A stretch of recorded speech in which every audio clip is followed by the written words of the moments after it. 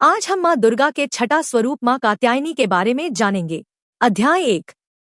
कात्यायनी का जन्म। आकाशीय लोकों में एक अशुभ छाया पूरे ब्रह्मांड में फैल गई, क्योंकि महिषासुर, एक शक्तिशाली राक्षस जो मानव और भैंस के रूप में बदलने की क्षमता रखता था, ने अराजकता फैला दी। ब्रह्मा से मिले वरदान के साथ, जिसने उसे पुरुष देवताओं के खिलाफ लगभग अजेय बना दिया, वह एक अत्याचारी बन गया, जिसने तीनों लोकों पृथ्वी, स्वर्ग और पाताल पर विजय प्राप्त की। महिषासुर के आतंक के सामने असहाय देवता इस आसन्न विनाश का समाधान खोजने के लिए उच्च लोकों में चले गए। अपनी हताशा में देवताओं ने सर्वोच्च मां पराशक्ति की ओर रुख किया, जो ब्रह्मांड को बनाए रखने वाली आदिम ऊर्जा है। बढ़ती बुराई का मुकाबला करने के लिए शक्ति के एक नए रूप की आवश्यकता को पहचानते हुए पराशक्ति ने खुद को देवी कात्यायनी के रूप में प्रकट किया, नवदुर्गा का छठा रूप, जो देवताओं की सामूहिक ऊर्जा और प्रार्थनाओं से पैदा हुआ था। कात्यायनी का जन्म असाधारण था। महान ऋषि कात्यायन ने कई वर्षों की कड़ी तपस्या के बाद देवी से अपनी पुत्री के रूप में जन्म लेने की प्रार्थना की थी। उनकी भक्ति का फल तब मिला जब पवित्र यमुना नदी के तट पर दिव्य ज्योति से कात्यायनी का तेजस्वी रूप प्रकट हुआ। कात्यायनी के स्वर्ग से उतरते ही देवताओं ने आनंदित होकर अपने को धन्य कर लिया। उनके उग्र रूप ने अंधेरे आसमान को प्रकाशित कर दिया। वह शक्ति की प्रतिमूर्ति थी। उनकी 3 आंखें सूर्य की तरह चमक रही थी और 8 भुजाएं थी, जिनमें से प्रत्येक में देवताओं द्वारा उन्हें दिया गया एक हथियार था। विष्णु ने उन्हें सुदर्शन चक्र दिया, शिव ने उन्हें त्रिशूल दिया, अग्नि ने उन्हें एक ज्वलंत तलवार भेंट की, वरुण ने उन्हें एक शंख भेंट किया और देवताओं के शक्तिशाली राजा इंद्र ने उन्हें वज्र भेंट किया। अपने भयंकर सिंह पर सवार होकर कात्यायनी युद्ध के लिए तैयार थी। उनकी दिव्य ऊर्जा सभी दिशाओं में फैल रही थी। अध्याय 2। बुराई का उदय। इस बीच अपनी शक्ति के नशे में चूर महिषासुर ने अत्याचार और उत्पीड़न का राज स्थापित कर लिया था।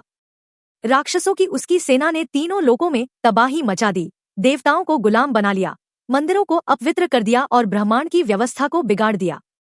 एक बार शांत रहने वाला स्वर्ग युद्ध के मैदान में बदल गया था और देवताओं को डर के मारे खुद को छिपाने के लिए दूर दराज के कोनों में भागने के लिए मजबूर होना पड़ा। ब्रह्मा के वरदान के कारण कोई भी पुरुष देवता महिषासुर को हराने में सक्षम नहीं था। देवताओं को एहसास हुआ कि केवल एक दिव्य स्त्री ऊर्जा ही उसके आतंक को समाप्त कर सकती है। देवताओं की संयुक्त इच्छा और शक्ति से पैदा हुई कात्यायनी इस आतंक का ब्रह्मांड का जवाब थी। इस बीच महिषासुर का अभिमान असीम हो गया। उसने दावा किया कि ब्रह्मांड की कोई भी शक्ति उसके खिलाफ नहीं टिक सकती। अपने अहंकार में उसने देवी की शक्ति को खारिज कर दिया, इस बात से अनजान कि उसका अंत निकट आ रहा था। अध्याय 3। युद्ध शुरू होता है। जब कात्यायनी के आगमन की खबर महिषासुर तक पहुंची, तो वह हंस पड़ा। उसने सोचा कि एक साधारण महिला उसे कभी नहीं हरा सकती। लेकिन उसका आत्मविश्वास जल्द ही डगमगा गया जब कात्यायनी अपने शेर पर सवार होकर युद्ध के मैदान में उसके सामने आई। उसकी शेर की दहाड़ की शक्ति से धरती कांप उठी और आकाश उसके दिव्य रूप की चमक से जगमगा उठा। महिषासुर की सेनाएं, विशाल और भयानक, युद्ध में उसका सामना करने के लिए तैयार थी। उन्होंने अपनी राक्षसी शक्ति के साथ उस पर हमला किया, लेकिन कात्यायनी अडिग खड़ी रही। उसका चेहरा शांत लेकिन भयंकर था। उसके हथियार युद्ध के लिए तैयार थे। जैसे जैसे युद्ध आगे बढ़ा, कात्यायनी का शेर युद्ध में कूद पड़ा और उसने बेजोड़ क्रूरता के साथ राक्षसों की कतारों को चीर डाला। दूर से देख रहे देवताओं ने देखा कि युद्ध की लहर उनके पक्ष में मुड़ने के साथ ही उनकी उम्मीद फिर से जाग उठी। लेकिन सबसे बड़ी चुनौती आगे थी, महिषासुर के साथ अंतिम टकराव। अपने त्रिशूल से उसने राक्षसों की लहरों पर प्रहार किया। उसका चक्र हवा में घूमता हुआ अंधकार की शक्तियों को चीरता हुआ।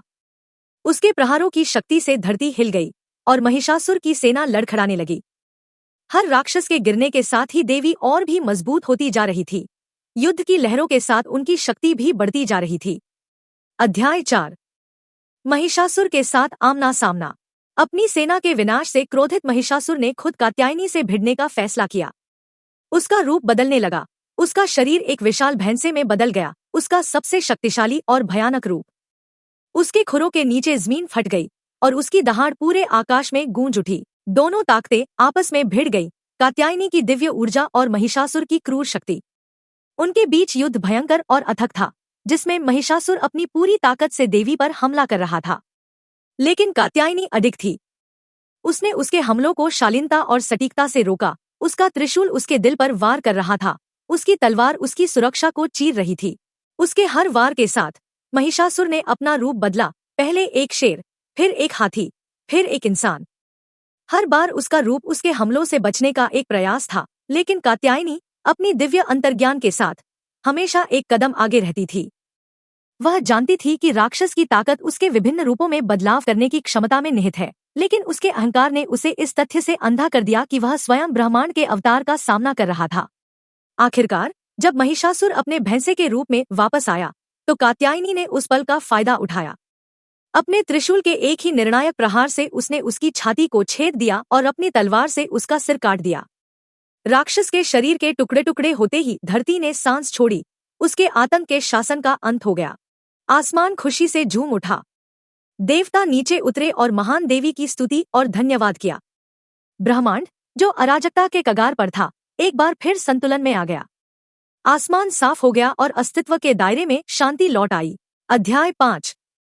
कात्यायनी का आशीर्वाद और शाश्वत विरासत। महिषासुर की हार के बाद कात्यायनी का दिव्य मिशन पूरा हो गया, लेकिन उनकी उपस्थिति और शक्ति ब्रह्मांड में हमेशा मौजूद रही। उनकी ऊर्जा न केवल बुराई के विनाशक की थी, बल्कि एक दयालु माँ की भी थी, जिसने अपने भक्तों का पालन पोषण किया और जीवन की कठिनाइयों के माध्यम से उनका मार्गदर्शन किया। इसके बाद के दिनों में दुनिया भर के ऋषियों, राजाओं और भक्तों द्वारा उनकी पूजा की जाने लगी। उनका नाम शक्ति, दृढ़ संकल्प और बुराई पर अच्छाई की जीत का पर्याय बन गया। कात्यायनी दुर्गा के सबसे पूजनीय रूपों में से एक बन गईं और उनकी कहानी लोगों के दिलों में दिव्य न्याय के प्रतीक के रूप में अंकित हो गई। नवरात्रि के दौरान छठे दिन भक्त कात्यायनी की पूजा करते हैं, बाधाओं को दूर करने, अपने भीतर के राक्षसों पर काबू पाने और जीवन की कठिनाइयों पर विजय पाने के लिए उनका आशीर्वाद मांगते हैं। उनकी कहानी एक अनुस्मारक है कि साहस, भक्ति और दिव्य समर्थन के साथ कोई भी चुनौती दुर्गम नहीं है। उनका आशीर्वाद सभी को मिलता है, खास तौर पर युवा लड़कियों और महिलाओं को, क्योंकि उन्हें स्त्रीत्व और पवित्रता की रक्षक के रूप में देखा जाता है। ऐसा कहा जाता है कि जो लोग सच्चे दिल से कात्यायनी की पूजा करते हैं, उन्हें अपने दुश्मनों का सामना करने की शक्ति मिलती है, चाहे वे आंतरिक हो या बाहरी। अध्याय 6। कात्यायनी व्रत की कथा। कात्यायनी की दिव्य भूमिका का एक और महत्वपूर्ण पहलू प्रसिद्ध कात्यायनी व्रत से जुड़ा है, जो अविवाहित लड़कियों द्वारा अच्छे पति की तलाश में किया जाने वाला व्रत और प्रार्थना अनुष्ठान है। किंवदंती के अनुसार वृंदावन की गोपियों ने भगवान कृष्ण से विवाह करने के लिए कात्यायनी की पूजा की थी। उन्होंने यमुना नदी के किनारे उन्हें पवित्र कमल के फूल अर्पित करते हुए प्रार्थना और उपवास किया। उनकी भक्ति से प्रभावित होकर कात्यायनी ने उन्हें कृष्ण के प्रेम का आशीर्वाद दिया और उनकी इच्छा पूरी हुई। आज भी भारत में युवा लड़कियां मार्गशीर्ष के महीने में कात्यायनी व्रत रखती हैं, वैवाहिक सुख और अपने निजी जीवन में बाधाओं को दूर करने के लिए प्रार्थना करती हैं। अध्याय 7। ब्रह्मांड में कात्यायनी की शाश्वत भूमिका। यद्यपि महिषासुर पराजित हो गया था, कात्यायनी का युद्ध केवल युद्ध के मैदान तक सीमित नहीं था। वह अपने भक्तों के हृदय में अंधकार की शक्तियों, अज्ञानता, भय, घृणा और संदेह के विरुद्ध युद्ध जारी रखती है। वह प्रत्येक साधक की आध्यात्मिक यात्रा के चौराहे पर एक संरक्षक के रूप में खड़ी है, उन्हें ज्ञान की ओर मार्गदर्शन करती है। दुर्गा सप्तशती में कात्यायनी को निर्भीक योद्धा के रूप में पुकारा जाता है, जो बुराई का नाश करती है, लेकिन साथ ही वह दयालु माँ के रूप में भी जानी जाती है, जो अपने भक्तों को मुक्ति के करीब लाती है। उनकी उपस्थिति हमें अच्छाई और बुराई के बीच शाश्वत युद्ध और ब्रह्मांड में संतुलन बहाल करने के लिए दिव्य स्त्री ऊर्जा की शक्ति की याद दिलाती है। उनका शेर अभी भी लोकों में घूमता है, उनका त्रिशूल अभी भी न्याय के प्रकाश से चमकता है और उनका आशीर्वाद उन लोगों की प्रार्थनाओं के माध्यम से बहता है जो उनकी कृपा चाहते हैं।